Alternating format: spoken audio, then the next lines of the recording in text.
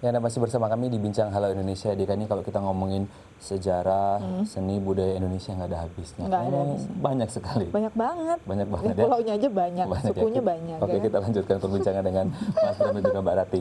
Mas Bram, Mbak Rati, ini kalau kita lihat kan banyak sekali budaya di Indonesia. Dan kalau berbicara tentang budaya atau seni kan banyak yang kemudian ada nilai sakralnya di situ. Nah, kemudian ketika Mas Bram dan Mbak Rati mencoba memasuki daerah-daerah tertentu, mungkin banyak daerah di Indonesia, bagaimana penerimaan masyarakat lokal? Ada cerita unik atau menantang?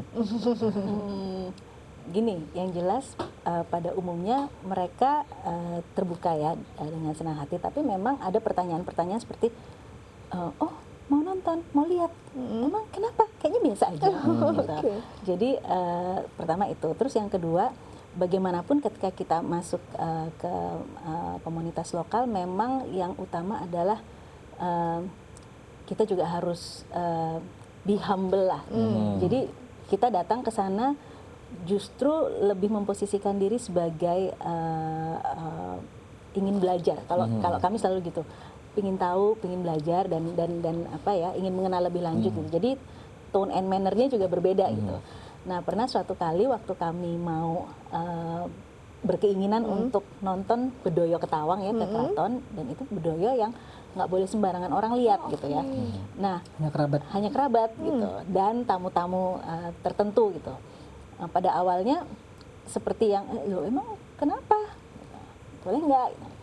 Nah, itu syaratnya ya udah boleh aja sih, tapi harus pakai ini ya, karena ini ritual loh. Jangan sembarangan ya. Akhirnya dengan begitu syarat harus pakai baju tradisi gitu, nggak ada kecuali mau itu media, mau motret, mau apa, nggak, harus lengkap ya, komplit, dan batiknya nggak boleh parang, nggak boleh ini gitu. Baju kebaya nggak boleh hijau, karena hijau itu hanya untuk kerabat. Dengan sebegitu persyaratan, dan kami awalnya waduh, teman-teman mau nggak ya, tapi begitu kita share, kenyataannya begini loh, dan ini adat. Kalau kita memang mau masuk ya kita harus menyesuaikan diri. Nggak tahunya pada mau gitu. Justru minat kali ya, spesial kali menurut. Spesial gitu. 15 sampai 20 orang ya. Kita dikasih kuota 20 orang ya 20 full ya. Full gitu. Dari Jakarta, Surabaya, Bali waktu itu yang datang. Iya.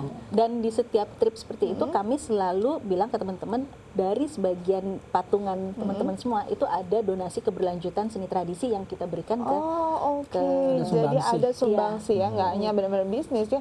Tapi kalau dilihat tadi betapa ribetnya dengan survei yang begitu lumayan rumit ya sebenarnya.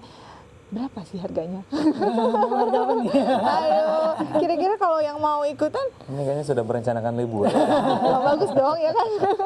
Ke Solo itu paketnya kita jual sekitar 3 juta per orang 3 juta tanpa per orang. pesawat.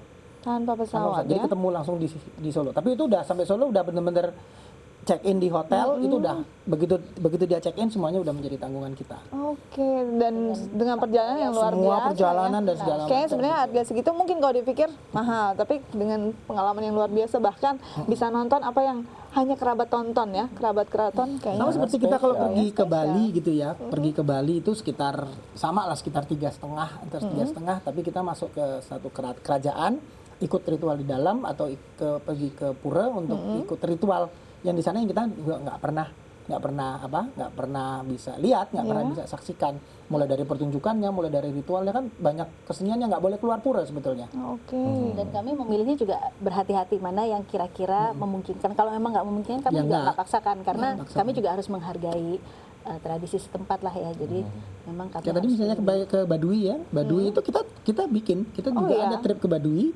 dan itu kita tapi live in, harus tinggal di sana, karena memang di sana nggak ada hotel, nggak ada apa, dan kita kasih tahu berhenti sampai di desa ini mobilnya, kemudian turun dan dadah, selamat berjalan sampai 5 jam ke depan. Ketemu di sana, gitu. Kayaknya itu cocok buat kamu. Harus berpetualang. Ya, kalau aku di keraton aja. Kayak gitu. Enak ya.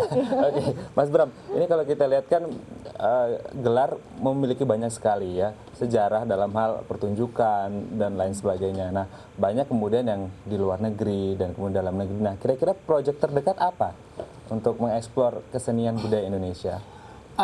Yang terdekat dan sedang berjalan, dan ya moga-moga insya Allah akan sustain gitu ya. Dalam 5 tahun ini kami sedang membuat satu program dengan dukungan beberapa teman-teman dari komunitas, dari berbagai komunitas, lintas komunitas, terutama yang memiliki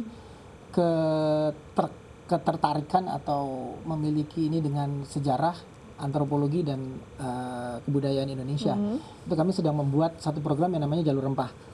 Ini sudah inisiasinya sudah kita mulai tahun 2014 sebetulnya, 2014, dan sudah berjalan selama dari 2014 itu kami pertama kali pergi ke Ternate waktu itu ya. Kita ke Ternate, kemudian 2015 kemarin dengan Yayasan Bina Museum Indonesia kami membuat mengisi konten yang dimiliki oleh yayasan.